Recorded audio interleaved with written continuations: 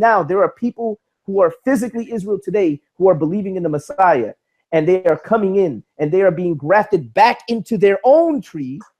Notice that the wild olive branch is not called part of the tree originally. He was grafted in, and it was the natural branch that was cut off, but then it's being stated that they can come back in if they continue not in disbelief. All right, so Faithful wants to bring up Romans 11, talking about the wild olive tree. Let's go ahead and put this to bed once and for all, because that dude, he doesn't know what he's talking about. He think he knows Paul, but Paul already said that, he fed them milk because they ain't ready for meat. All right, here go a little bit of meat for you, baby. You know what I mean? Let's go ahead and clear this up right now, what wild and the natural branches actually means.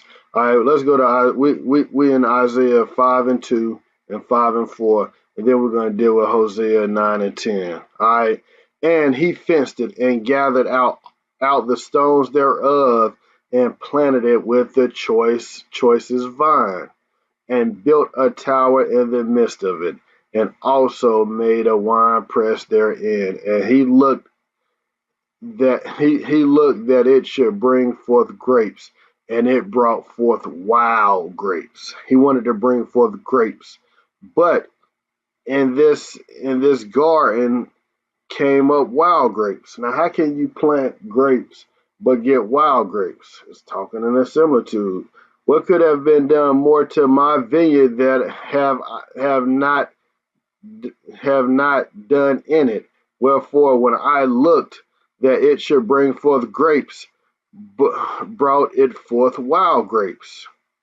Okay, right. So this is basically talking about Israel going astray, becoming a wild man, getting out of order, not following the commandments of God. So when you talk about the natural olive tree and then a wild tree, you're talking about the natural trees, those that were following the order, aka the Jews that held the oracles, and the wild ones are the ones that went astray and got scattered in the wilderness. It's not that hard to understand. And let's see what it says in Hosea just to confirm it. I found Israel like grapes in the wilderness. I saw your fathers as the first ripe in the fig tree at her first time. But they went to Baal Peor and separated themselves unto shame, and their abominations were according as they loved. So again, Israel went astray in the wilderness and went outside of the commandments of God and went to Baal Peor. So that's letting you know that the wild olive tree in Romans 11 is talking about Israel that went astray. Faithful, cut out your heresy and knock it off. How did you even get on here and you just took the video in a totally different direction? Notice that the wild olive branch is not called part of the tree originally.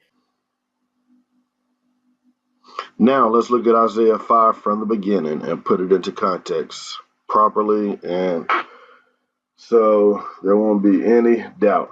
Now will I sing to my well-beloved a song of my beloved touching his vineyard. My well-beloved hath a vineyard in a very fruitful hill, and he fenced it and gathered out the stones thereof, and planted it in the choicest vine, and built a tower in the midst of it, and also made a wine press therein. And he looked that it should bring forth grapes, and it brought forth wild grapes. Now, O inhabitants of Jerusalem, O men of Judah, judge, I pray you, and betwixt in my vineyard. So the men of Judah, as I see it, are supposed to judge those wild grapes. A righteous judgment. What could have been done more to my vineyard that I have not done in it? Wherefore, when I looked that it should bring forth grapes, Judah brought it forth wild grapes, house of Israel. Now go to, I would tell you what I would do to my vineyard. I would take away the hedge thereof, and it shall be eaten up, and break down the wall thereof, and it shall be trodden down. And I will lay it waste, and it shall not be pruned. Because if you don't prune it, then it's gonna die and wither away and just get wild.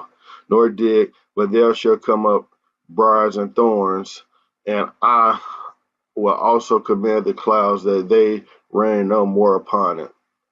For the vineyard of the Lord of hosts is the house of Israel, and the men of Judah is the pleasant plant, which is the natural branches of the olive tree in Romans 11.